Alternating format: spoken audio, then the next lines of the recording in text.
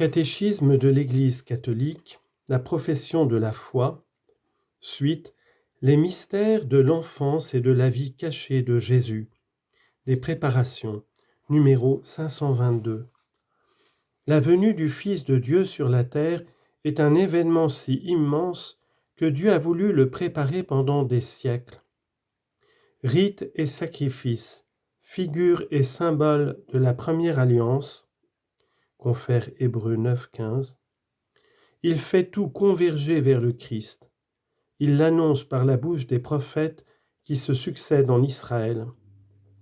Il éveille par ailleurs dans le cœur des païens l'obscure attente de cette venue. Saint Jean-Baptiste est le précurseur immédiat du Seigneur, confère Actes 13, 24, envoyé pour lui préparer le chemin, Matthieu 3, 3. Prophète du Très-Haut, Luc 1, 76, il dépasse tous les prophètes, Luc 7, 26. Il en est le dernier, Matthieu 11, 13.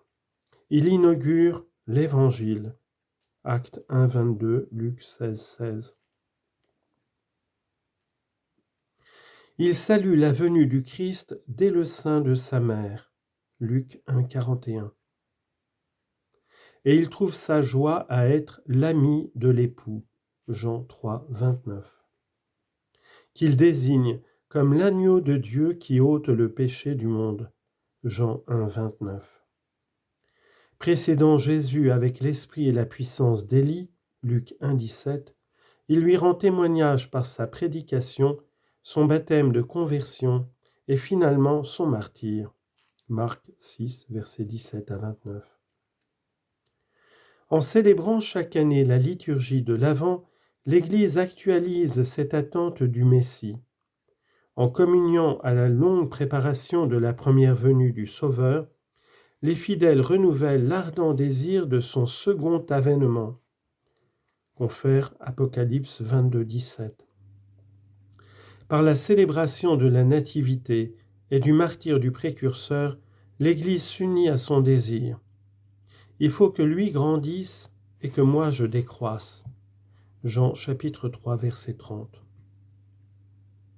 Le mystère de Noël. Jésus est né dans l'humilité d'une étable, dans une famille pauvre. Luc chapitre 2, versets 6 à 7. De simples bergers sont les premiers témoins de l'événement. C'est dans cette pauvreté que se manifeste la gloire du ciel. L'Église ne se lasse pas de chanter la gloire de cette nuit. Citation du Kontakion de Romanos le Mélode. La Vierge aujourd'hui met au monde l'Éternel, et la terre offre une grotte à l'inaccessible. Les anges et les pasteurs le louent, et les mages avec l'étoile s'avancent, car tu es né pour nous, petit enfant, Dieu éternel. Fin de citation. Devenir enfant par rapport à Dieu est la condition pour entrer dans le royaume. Matthieu chapitre 18, versets 3 et 4. Pour cela, il faut s'abaisser. Matthieu 23, 12. Devenir petit. Plus encore, il faut naître d'en haut. Jean 3, 7. Naître de Dieu. Jean 1, 13. Pour devenir enfant de Dieu. Jean 1, 12. Le mystère de Noël s'accomplit en nous lorsque le Christ prend forme en nous. Galates 4, 19. Noël est le mystère de cet admirable échange. Citation de l'antienne de l'octave de Noël. Ô admirable échange! Le Créateur du genre humain, assumant un corps et une âme, a daigné naître d'une vierge, et devenu homme sans l'intervention de l'homme, il nous a fait don de sa divinité. Les mystères de l'enfance de Jésus.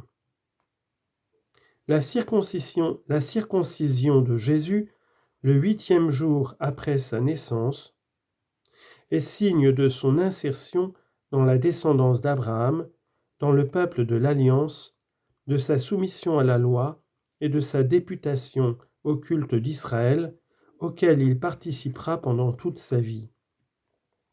Ce signe préfigure la circoncision du Christ qu'est le baptême.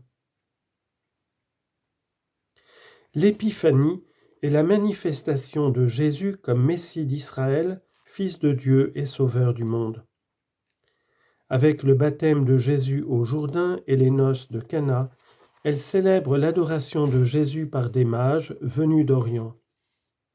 Dans ces mages, représentant des religions païennes environnantes, l'Évangile voit les prémices des nations qui accueillent la bonne nouvelle du salut par l'incarnation. La venue des mages à Jérusalem pour rendre hommage au roi des Juifs montre qu'ils cherchent en Israël, à la lumière messianique de l'étoile de David, celui qui sera le roi des nations. Leur venue signifie que les païens ne peuvent découvrir Jésus et l'adorer comme Fils de Dieu et Sauveur du monde qu'en se tournant vers les Juifs et en recevant d'eux leur promesse messianique telle qu'elle est contenue dans l'Ancien Testament. Confère Matthieu chapitre 2 versets 4 à 6 et Jean chapitre 4 verset 22. L'épiphanie manifeste que la plénitude des païens entre dans la famille des patriarches, comme le dit saint Léon le Grand, et acquiert la Israelitica dignitas, la dignité israélite. La présentation de Jésus au temple le montre comme le premier-né appartenant au Seigneur. Avec Siméon et Anne, c'est toute l'attente d'Israël qui vient à la rencontre de son Sauveur. La tradition byzantine appelle ainsi cet événement. Jésus est reconnu comme le Messie tant attendu, lumière des nations et gloire d'Israël, mais aussi signe de contradiction. Le glaive de douleur prédit à Marie annonce cette autre oblation, parfaite et unique de la croix, qui donnera le salut que Dieu a préparé à la face de tous les peuples.